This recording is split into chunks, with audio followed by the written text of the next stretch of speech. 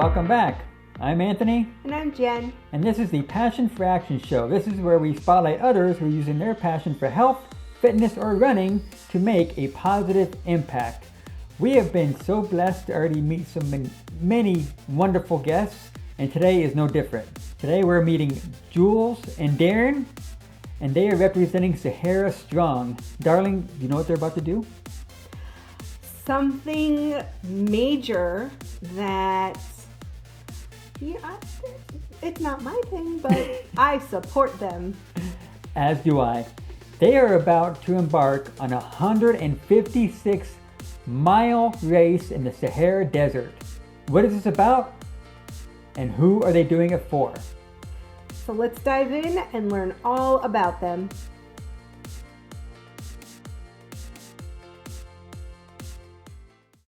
Hey guys, Darin and Jules, welcome to the Passion for Action show. It is so awesome to have you guys. We just chatted briefly for a few minutes and we're having so much fun. So we're going to continue this conversation and we're going to talk about your tiny little goal you guys have planned. Just a little one. Don't worry. Yeah. So well, you guys, so much. We're happy to be here for sure. Oh, thank and you guys are from New Jersey. We're from California. So hello from California. Hello from the Jersey. right coast. But our heart is with you in California. That's where we're from originally, but we are living now in Princeton, New Jersey, braving the cold. Oh my gosh. Well, you know, it was a blistering 40 degrees last night over here. Oh wow. Our thoughts and prayers. If it gets up to 40 here these days, We we're get super excited. happy. Well, you guys have a big adventure coming up where temperature is definitely going to be a factor in this. Yes. And we're going to let the viewer know about all this, but we're going to first start off with our favorite question. How long have you guys been running? And what motivated you guys to sign up for Marathon des Sables? Yeah. So I've been running for years. I've always been really active at football in high school, a lot of volleyball throughout college, and I've been training jiu-jitsu for like the last 10 years. And running's always been like a hobby. It's been great. I really enjoy it. But about a couple of years ago, I was talking to Jules and I thought, hey, let's train together a little more seriously for this one specific half marathon and the Princeton half marathon. And so when we started chatting about that kind of kicked off some of our ideas about running. So conversely, I am not a runner. I don't consider myself a runner. I'm very open about how much I've always hated running. I was the person that's like, I'm running. I'm like, why? Who's chasing you? You know, why would you do that? So when Darin approached me and said, I really want to train for this half marathon, I did know, because he's done some other races and things, that there's a time commitment to that training. And I thought, if I don't do this, I'm never going to see him. You know, this is pre-coronavirus. He goes to work. He'll be at work for an hour, all day. Then he might go to the gym and then he'll go do running. And I would never see him. So I thought, all right, this is an opportunity for us to do something together and we can spend that time together. And so I relented and said, right, I'll do this with you. So right after we finished that half marathon, I unfortunately lost my best childhood friend to cancer. Oh. And she was a very avid runner, marathon runner. And we sort of always had it in the back of our mind. We hadn't really talked about it, but I knew that both of us thought of really wanting to try to do the marathon. But to be honest, again, I'm not a runner and I don't really enjoy it that much. I didn't think that I could do it, to be fair. I just didn't think, I thought that amount of miles like blows my mind and it's just not possible. But with losing my friend Jen, we kind of talked about it and decided, let's look and see if there's a marathon that we could do and we could raise money for American Cancer Society in Jen's memory. And it turned out that the Honolulu Marathon was 6 months away, which was plenty of time for us to train. And I was fortunate enough to have a family vacation with Jen in Hawaii. and I had not been back to Honolulu since. So it just felt very perfect and fitting. That was a good fit. So we trained for and completed our first marathon in December 2019, Honolulu. It was a great race. I mean, there's no time limit at Honolulu, which is just fantastic. And there's when we did it, 30,000 people that were there. It's like a huge party, and Wow. it was a brutal race. I mean, it was our first full marathon, and it was really tough. But beautiful scenery. We made a little vacation out of it. But that kind of started off our interest in kind of what's next, I guess, too. So when we got home from the Honolulu Marathon, we were sort of looking at what would be next for us, and we stumbled upon this Netflix series called Losers. And in Losers, there are 7 or 8 episodes. They take a sport or an athlete in a particular sport or a team that has lost, and what they have learned from that experience. Wow. And one of the episodes is called Lost in the Desert. It features a runner at the Marathon des Sables. And that is the first time that we'd ever heard of the Marathon des Sables. And sort of halfway through the episode, we looked at each other and we were like, this is so mind-blowing. Maybe, should we do this? We didn't even think it was possible. I mean, they're describing these 6 marathons in 6 days, self-supported, carrying everything you need through the Sahara Desert. And we just were like, how is that even possible? Mm-hmm. So in the same sentence, we were like, this sounds kind of cool though, right? Yeah. Maybe we should. I mean, we've run one full marathon, right? And we're like, all right, I think we got this marathon to solve. Yeah, it was a lot of moxie. I don't know I got very confident on this day when I barely crossed the finish line at Honolulu Marathon, but I don't know if it was, midlife crisis, if it was the pandemic, but something created this perfect storm for us to say, like carpe diem. Life is short. Mm-hmm. Let's try this. Let's do it. We signed up, and maybe I think a few weeks later is when the pandemic and lockdown hit, and so it was right around that time. And obviously, like even through the few months of quarantine, we're thinking about what's important to you, right? What family members or things like that, people getting sick, and so we just thought we really want to do something big and important.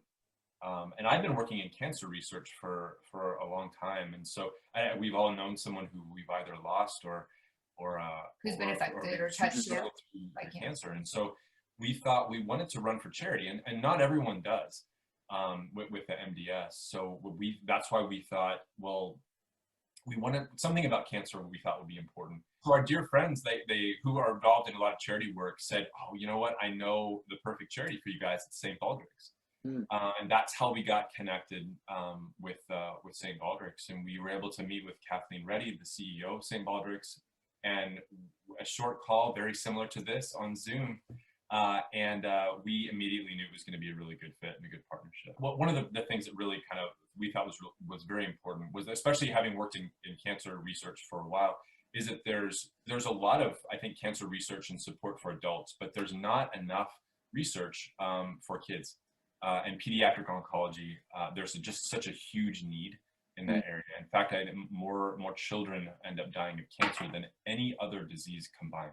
Oh, wow. So it's and a child is diagnosed with cancer every 2 minutes. Really? Yeah. Jeez.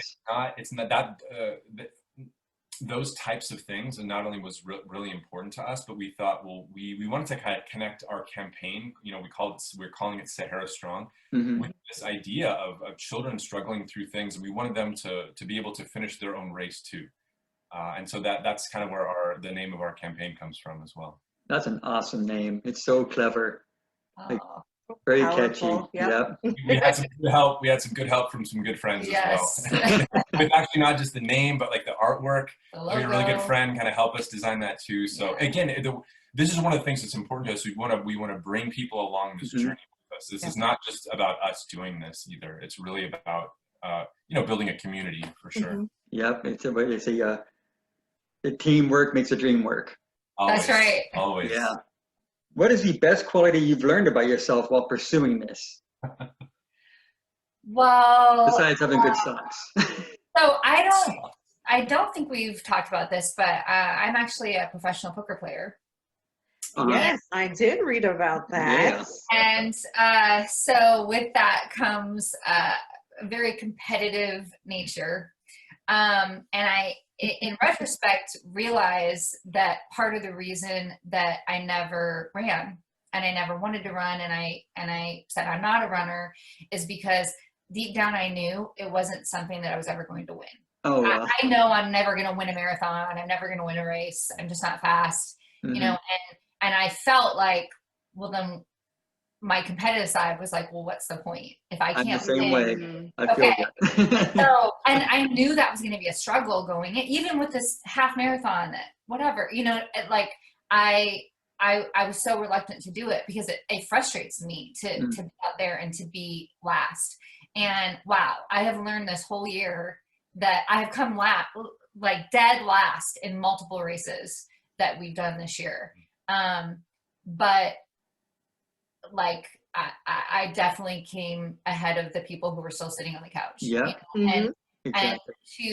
And in 2020, I actually like had a sort of motto for the year to be brave enough to suck at something new and Nice. to just try it.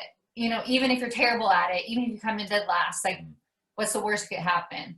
And so I just swallowed my pride and a little bit of my fear and just decided, you know, to take that leap of faith and like, you know, nothing terrible happened when I came last. Like it was okay. I finished. Exactly. And to find the beauty in the finishing and also in just the training, the training, the journey of the training, not the actual race itself, but the process and the change that we've undergone mentally, physically, emotionally, spiritually.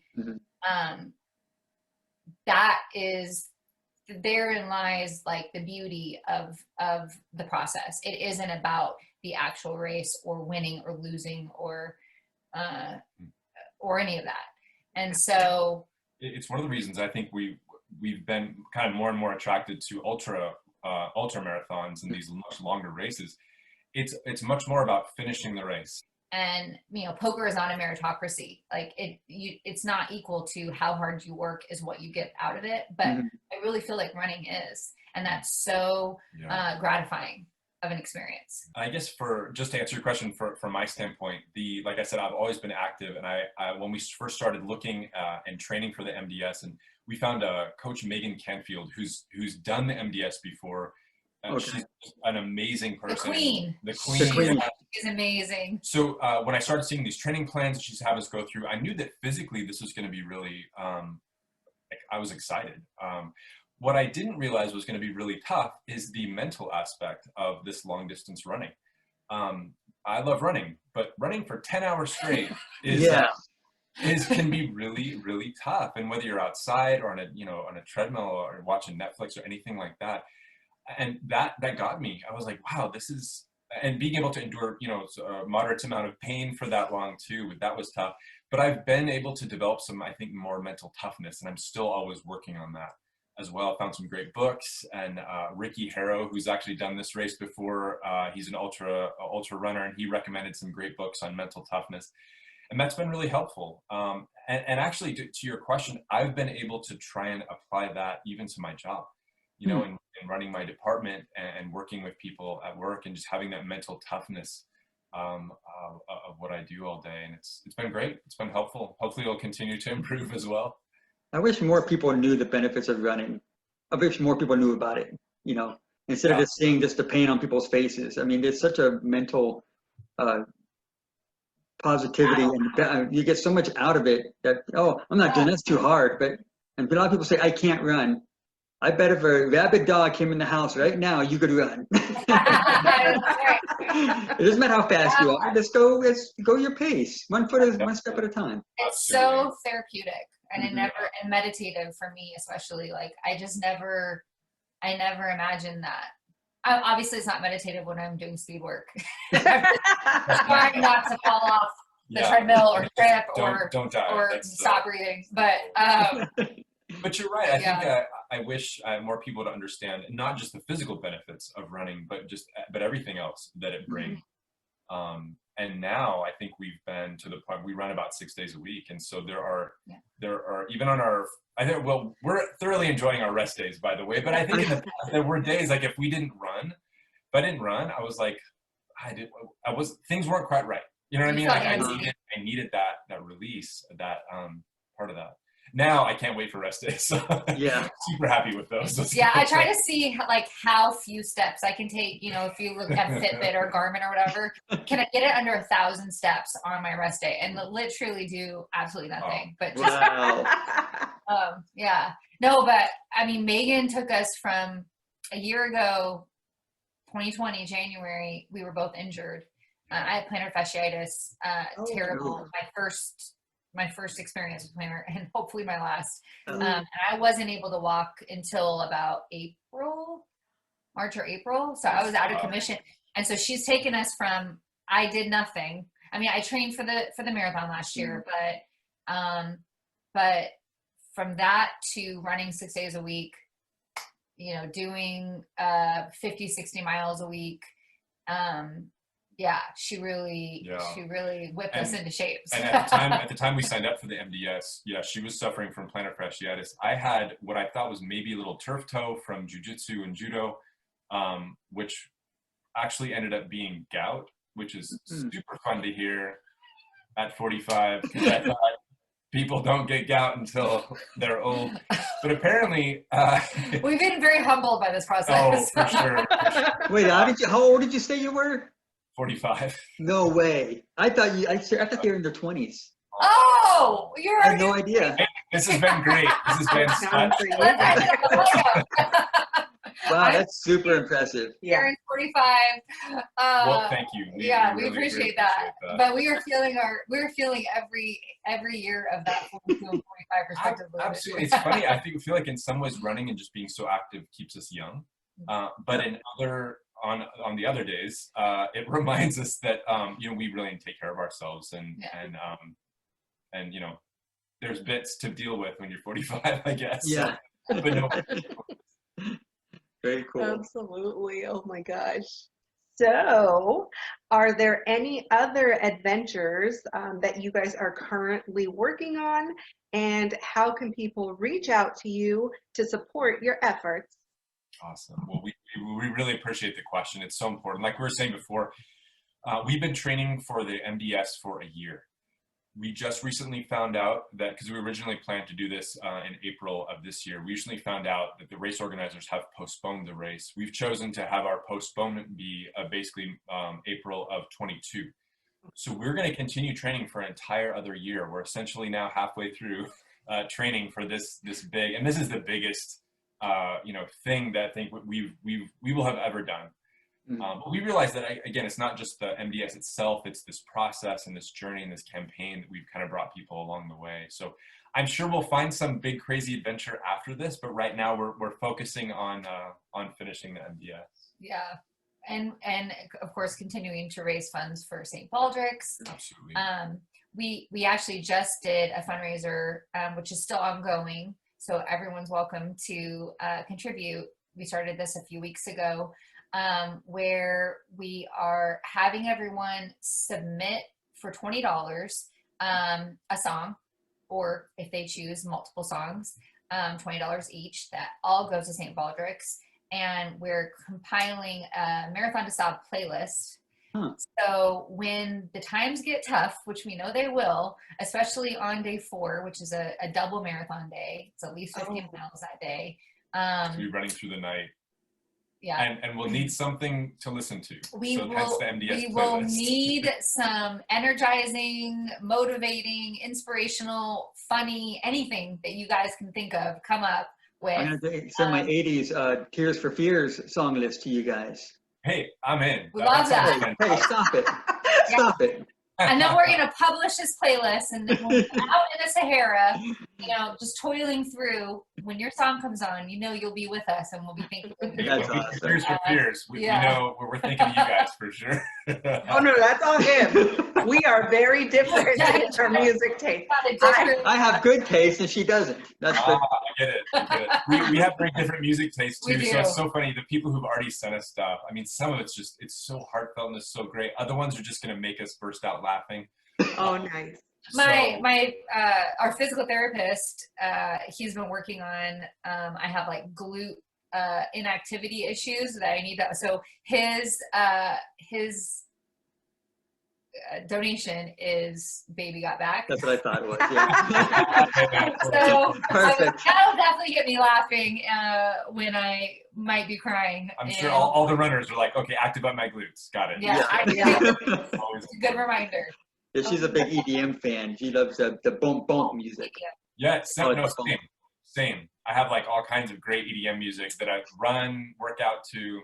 It's fantastic. I'm a big rap fan though, and I didn't like EDM in the beginning when he was loving it, and I was always telling him like, did you get your spoon caught in the garbage disposal, or are Transformers having a special quiet time together, or that's your music? Okay, my bad. I love it. Or after this He interview, supported me I love since it. he supported me, and now I'm It also works. a fan. Those are accurate. I'll take Wow. it. I do think to answer your earlier question, we've put together Sahara Strong as our campaign. We are on. We have a website which has our blog and kind of our journey through this whole process. That's saharastrong.com. We're on Instagram at sahara.strong as well. And those kind of are two main ways that we're trying to share our journey, but also that's the way that people can get a hold of us and also make donations directly to St. Baldrick's as well. Yeah. Another way that people can support us is actually during the race. You can follow along. You can see our little blue dot going through the sand and watch our progress. We have a little GPS tracker that everyone has. And, isn't that cool? so you just enter in each individual racer's bib number, and then you can pull them up that way. There's a live stream at every finish line for each stage, so we can, Wow. We are going to be on. And then the other thing that they do is they allow people to, anyone can email us, and they print out every email. At the end of every stage at night, they come and deliver, the staff at Marathon des Sables come and hand deliver these emails with inspirational, motivational, encouraging notes, whatever, even just like, you guys are crazy, whatever you want to say. But Yeah, they'll bring it to our tent every night. Yeah. So we would love for anyone to send us a note. When it gets closer, a couple weeks out, we'll get bib numbers, and then people can follow us and certainly like send us a message or whatever. I'm sure we'll need it for sure. We Just will. to hear from people, and any encouragement would be great. Oh yeah, we'll be happy to do that. Yep. You'll get a few from us, that's for sure. You might get too many from us.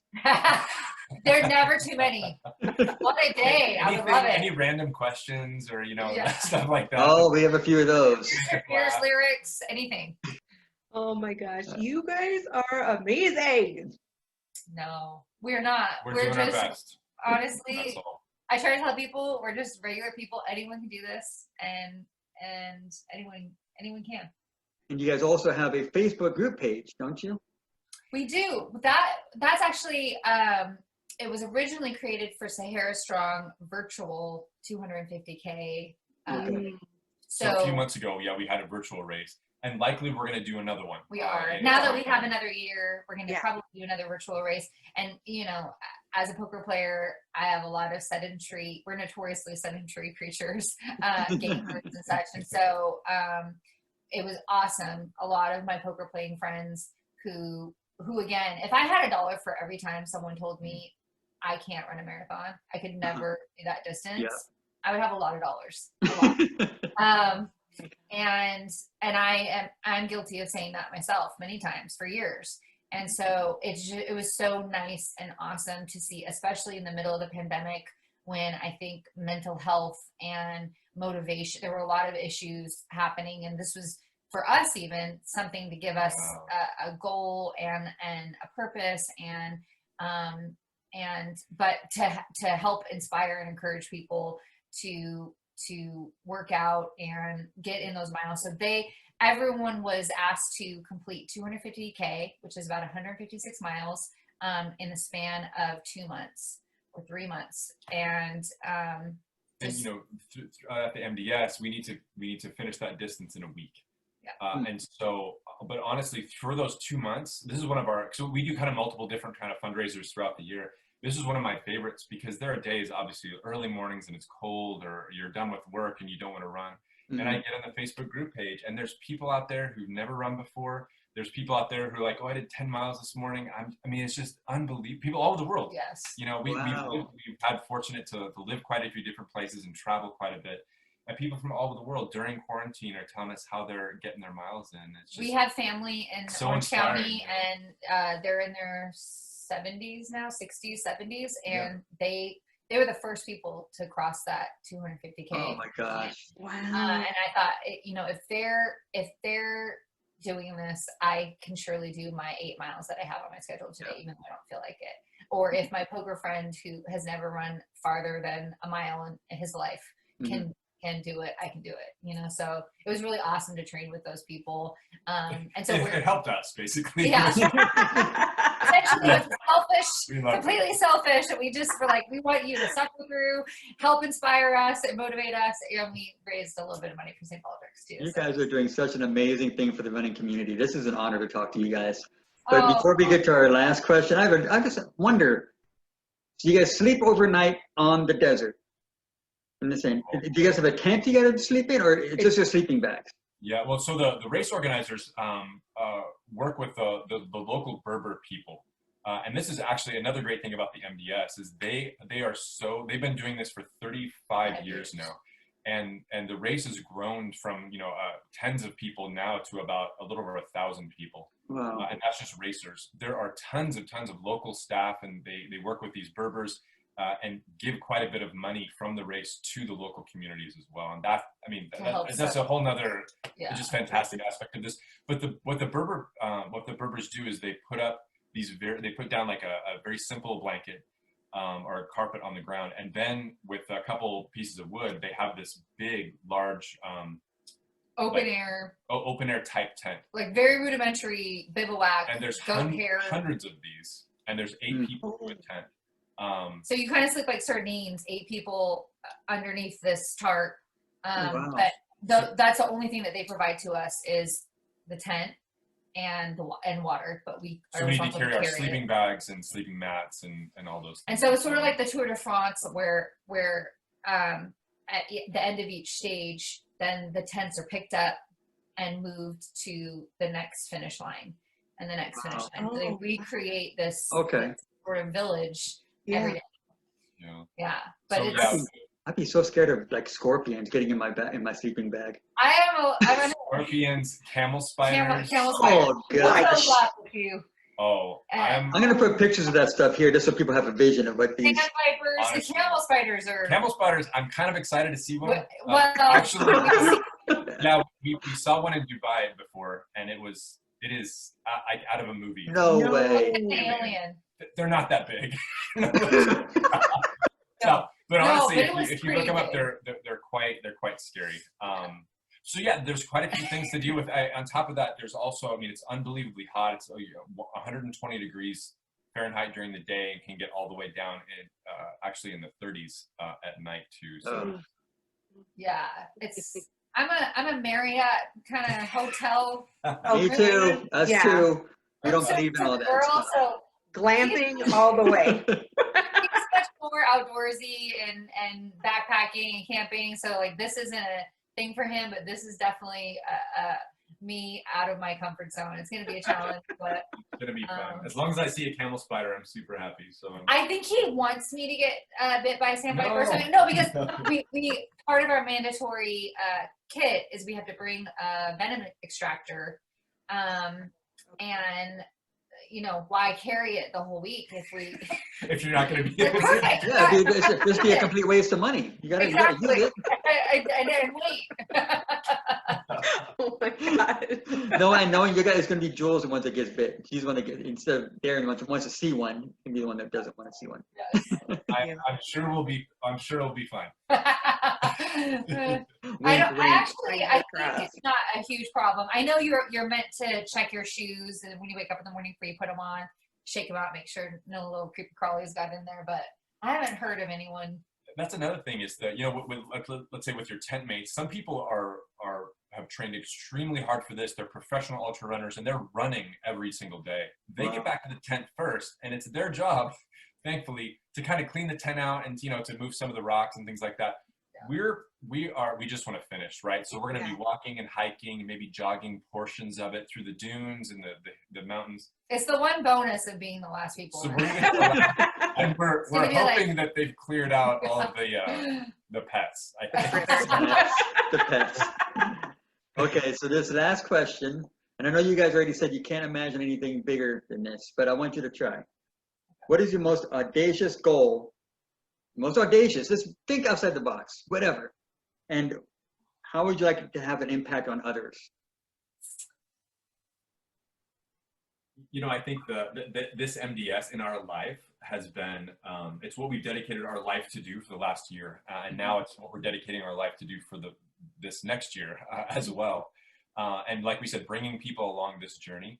But I think along the way, we're seeing what this journey can do and what kind of difference it can make in people's lives. Everybody from people benefiting from St. Baldrick's to people who are running who hadn't before.